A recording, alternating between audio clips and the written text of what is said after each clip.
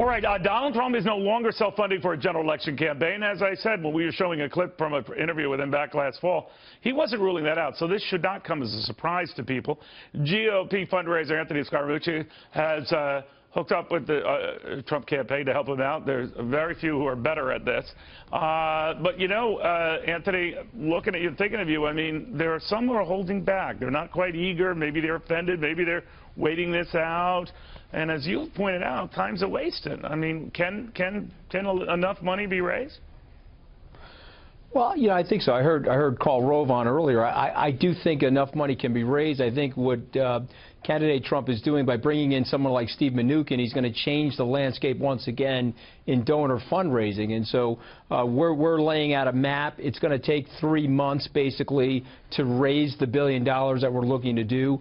Granted that we are behind, but I do think that the money is out there, Neil. And so it's just a matter of getting ourselves organized right now and going into what I would call a non-traditional bundler community.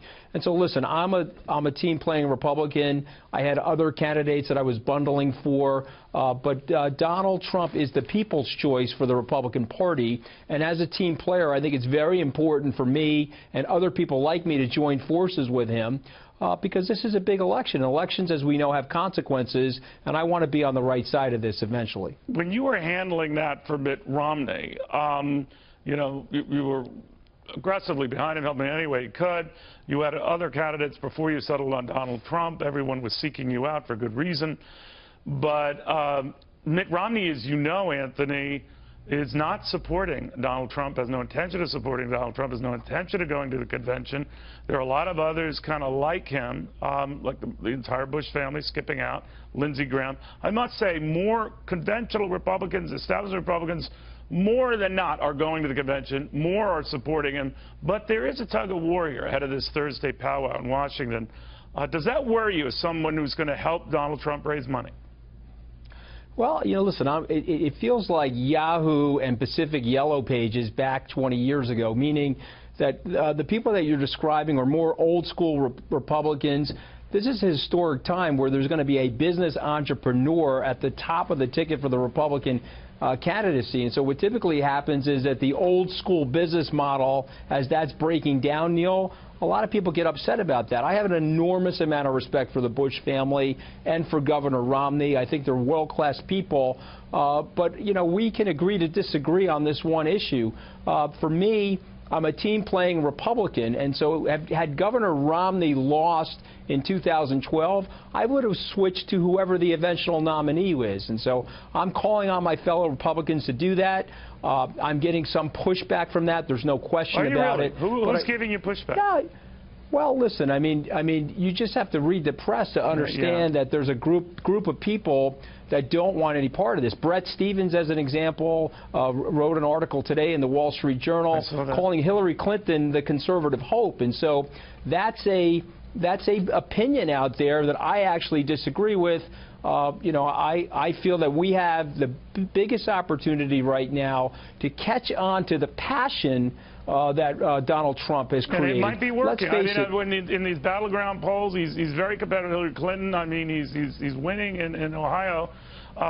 We also heard out of his campaign tonight, Anthony, that he has narrowed that list of potential running mates to 5 or 6 people.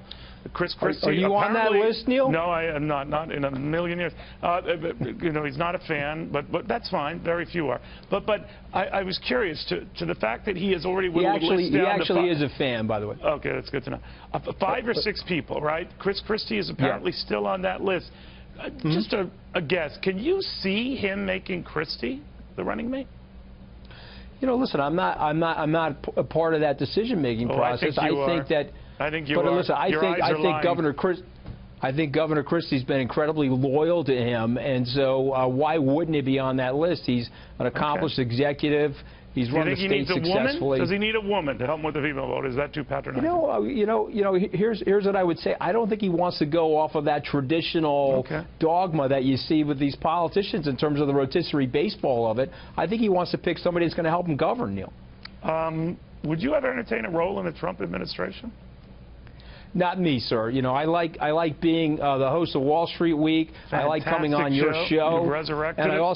I also like being an entrepreneur. I got SKYBRIDGE Capital to run, something I started myself. That's my calling, is to be an entrepreneur. I want to be part of the process, though, Neil, because like you know, in the state of New York, we are minority partners in our own lives. They're taking over 50% of our income, and so now you and I need to be part of that hiring process, in my opinion, which is why I get myself involved in these political campaigns. Very good. Anthony, it's always a pleasure.